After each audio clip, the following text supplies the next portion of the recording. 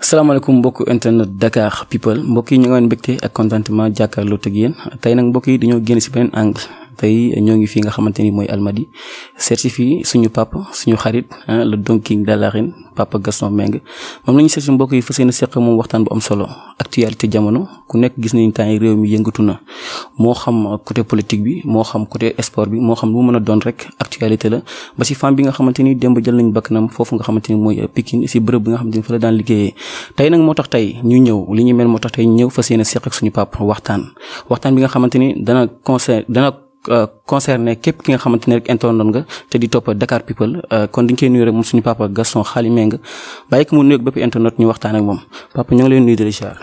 waaw mais maa ngi lay fay di nuyu waa Dakar People ou waa famille Diop People.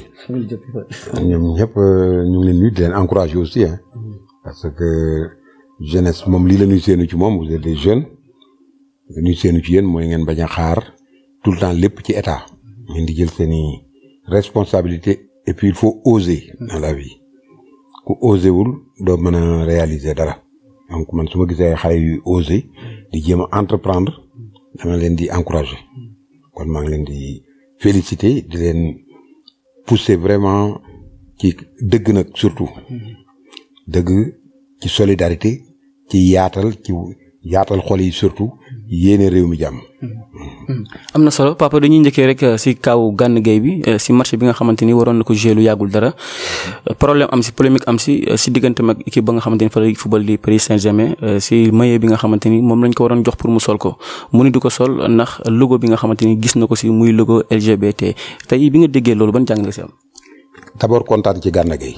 Gana tey képp kuy sénégalais bu baax képp kuy africain bu baax soo sañoon da nga jur Gana Gueye parce que il a toujours marqué son époque ci liggéey bi muy def muy football mais tey dafa gën a marqué époque am boo xam ni kenn dootu ko fàtte ni ñuy fàttali ko ay Aline Sitoé Diatta ni ñuy fàttali ko sunu kilifa diine yi ay Serigne Touba ay Mame El Hadji Malick moom marqué na état am marqué na époque am moo tax tey ku sañoon jur Gana Gueye man je l'encourage je le supporte je suis avec lui comme ni peuple bi yëpp nekkee derrière lui en commençant par le président Macky Sall ni mu nekkee derrière lui ñëpp taxaw tey di ko supporter ànd ci ak moom donc Gana bu mu ragal dara bu mu tiit dara parce que fii kenn rek a fi nekk muy yàlla am yàllaay buur ñàkk yàllaay buur def na loo xam ne tey sigil na réew mi yëpp sigil na Sénégal.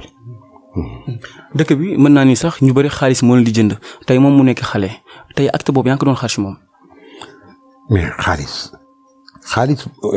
nit ñi ko jiital mais moom dafay sant yàlla am na ay moroom moom yu fi nekkoon am na ñu doon football am na ñu mujj doon doon yàlla may ko lii mu ko may loolu la gëm yàlla di sant yàlla li mu def ni ci sant yàlla la bokk. il faut pas que ñu jiital xaalis rek dafa ne xaalis c'est la vie. xaalis lu éphémère la ci àddina bi. tey lii mu def tey moo ëpp doole xaalis fukki yoon ak juróom. parce que àddina da ngay marqué sa époque. daan bi nga xamante ni club mi ñoo ngi koy bëgg daan tey état Sénégal ban taxawaay la si war a am. mais état Sénégal li mu ci war a am mooy jàppale ko ñoom ñëpp a ngi soutenir nañ ko ñoom ñëpp ak moom la ñu àndal. kenn mënu ko daan dara it. parce que contrat yi wóor la signé. kenn mënu ko daan dara xanaa coupé contrat am ak équipe ba mu nekk. Thiès fu mu ko defee it beneen équipe jël ko. parce que yàlla noppi na. yàlla noppi na ay menaces moom. képp ku ciy basé wu. doo avancer. doo réussir ci àddina. parce qu'on vit qu'une seule fois. on ne meurt jamais deux fois. man de comme koy wax tout le temps man ragaluma dee. parce que de toute façon dee moom benn yoon koy def ci àddina. léegi dañuy taxaw ba léegi foofu noonu ci côté LGBT bi wala muy góor jigéen ñu jégal ma ci kàddu gi tey pour mu dañ suñu réew tamit ñoo ngi koy nemmeeku suñu réew mi ngi commencé doon benn genre phénomène bi nga xamante ni mi ngi commencé ravager tey pour ñu dindi loolu suñu réew ban taxawaay la ñu war a mën am ñu ndaw ñi. bañ a déglu mag ñi nga xam ne dund nañu presque 50 ans maasu politiciens yi fi nekk. maasu politiciens yi ay waa Yewwi ay Sonko ay yu kenn xamul fu ñu leen waxee ñuy menacer di def appel ci jeunesse bi ci ñoom ils sont plus jeunes ñoom. amu ci jeune.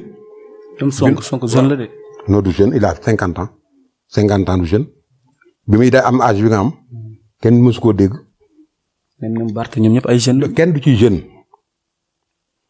ci jeune ñoom ñëpp kenn du ci jeune nan bàyyi jeunes yi ñuy bëgg a mbubboo jeunes yi dañoo am ndey ak bàyyi te kenn du leen seetaan ñuy génn et puis benn jeunes yi yëpp comprendre na leen. d'ailleurs phénomène boobu moo poussé tey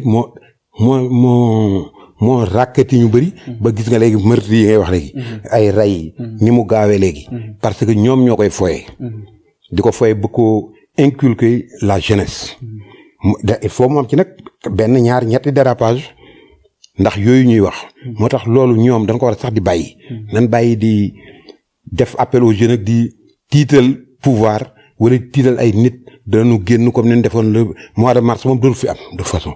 mois de mars li ko fi indi woon du ñoom ñoo ko fi indi woon. mois de mars dafa tombé woon ak circonstance su Covid bi. nit ñëpp ñu fat leen. mu am état d'urgence. nit ñi tëdd. kenn génnatul. kenn amatul kenn xamatul foo jëm.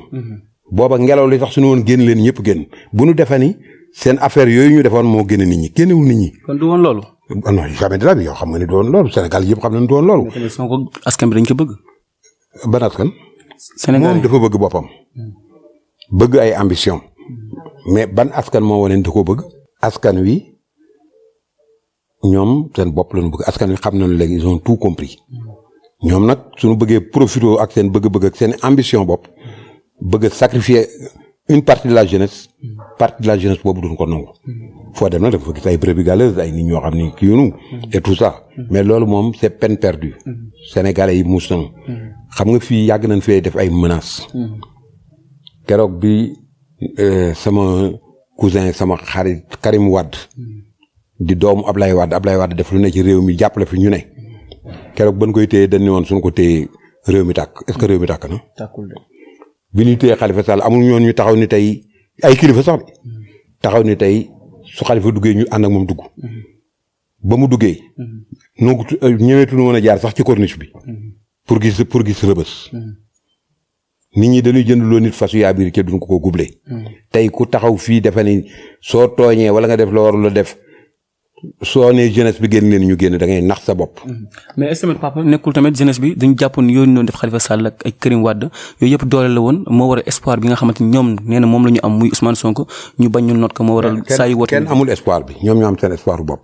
kan moo am espoir bi yow da nga am espoir ci moom da nga am yaakaar ci moom waxal da nga am yaakaar ci moom yow su wootee suba di génn leen da nga génn. waaw man moom dama génn. alors sa morom yëpp kenn du génn.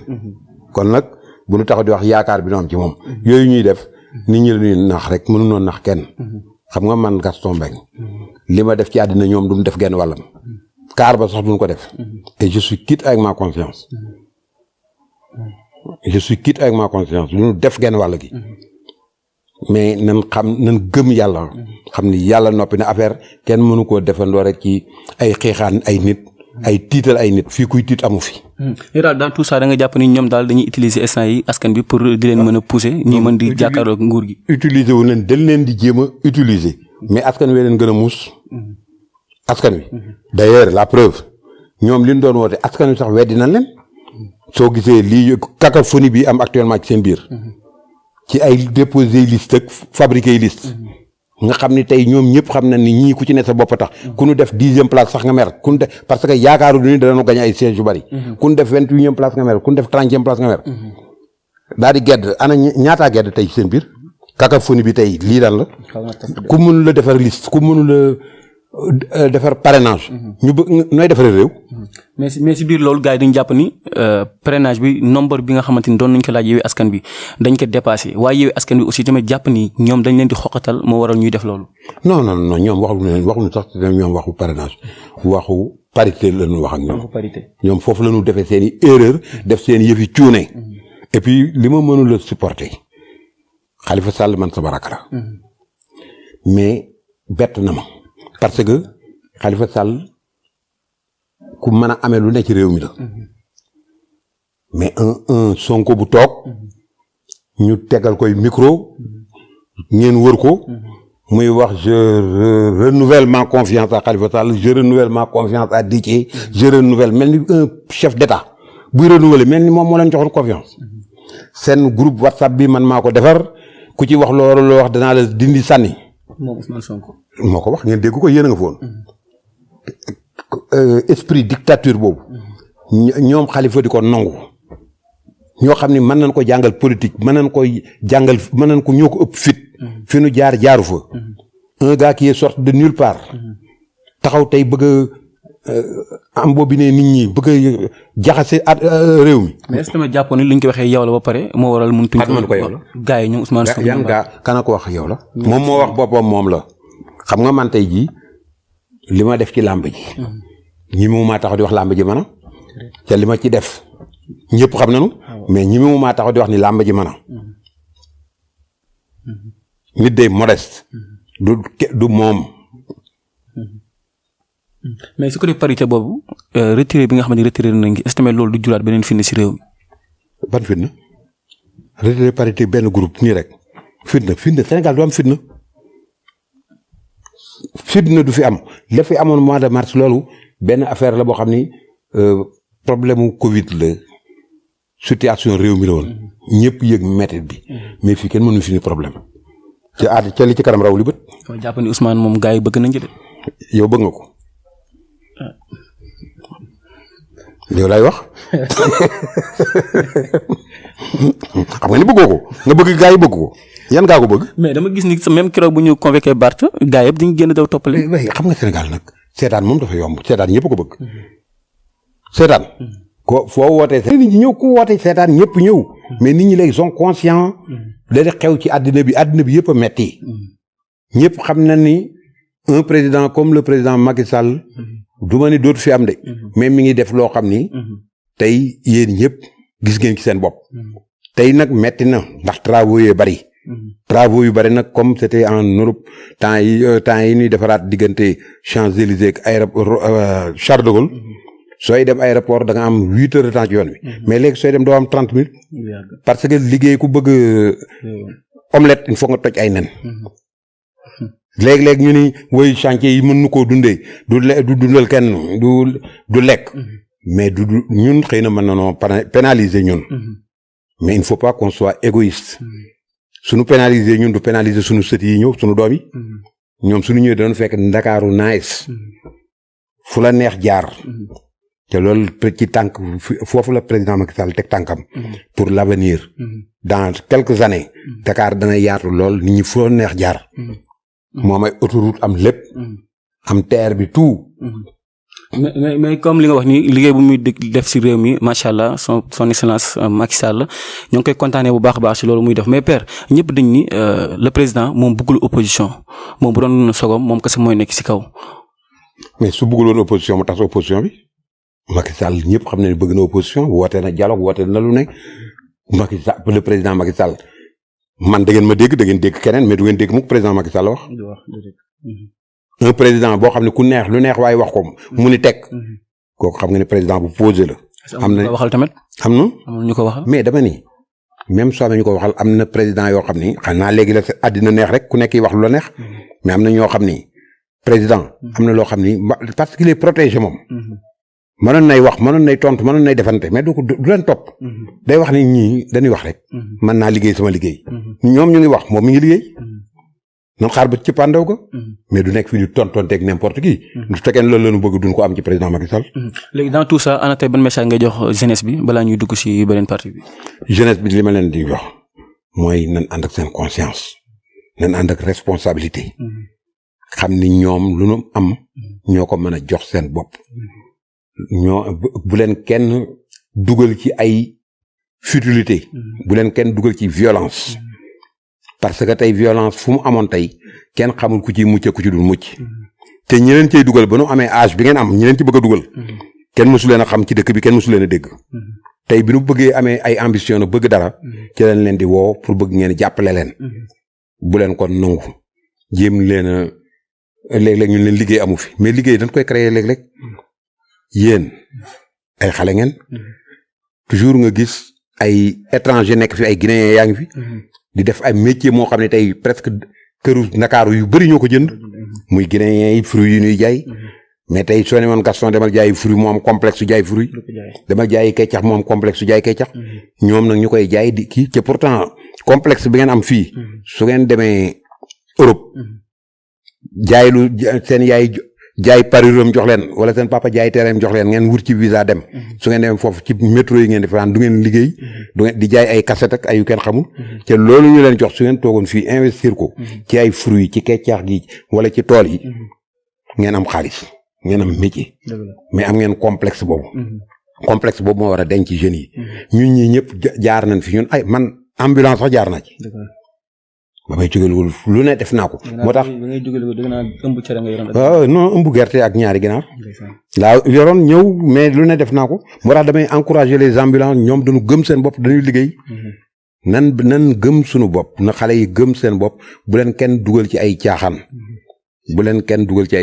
parce que tey lii Guinéen yi def yi nit ñi def ñoom mën nañ ko def fii ci réew mi am ci alal ju dul jeex tedd ci teral ci seeni njaboot bu leen kenn dugal ci ay violence tey chômage ci àddina bépp la am réew yëpp am chômage tey soo demoon France tey da ngay gis ay tubaab yoo xam ne ci mbedd mi la ñuy fanaan ci sedd bi leen bëgg rey ñii ci métro yi la ñuy fanaan ñii ci gaaru métro yi la ñuy fanaan moo tax su ma gisee la jeunesse aujourd'hui ci la société de nettoyage là guddi nga romb leen fii ci tali bi ñuy bale di truc nit ñi dañ leen a war a respecté da ngay satisfait ñoom ay xale yu ndaw say morom parce que y a pas de sot métier France soo demee tubaab yi ñooy bale nit ñi su leen gisee dañ leen war a encourager xam ni ñii tooñu wunu agressé jiwunu sàccunu dañuy daan seen doole loolu la ñuy xaar ci jeunesse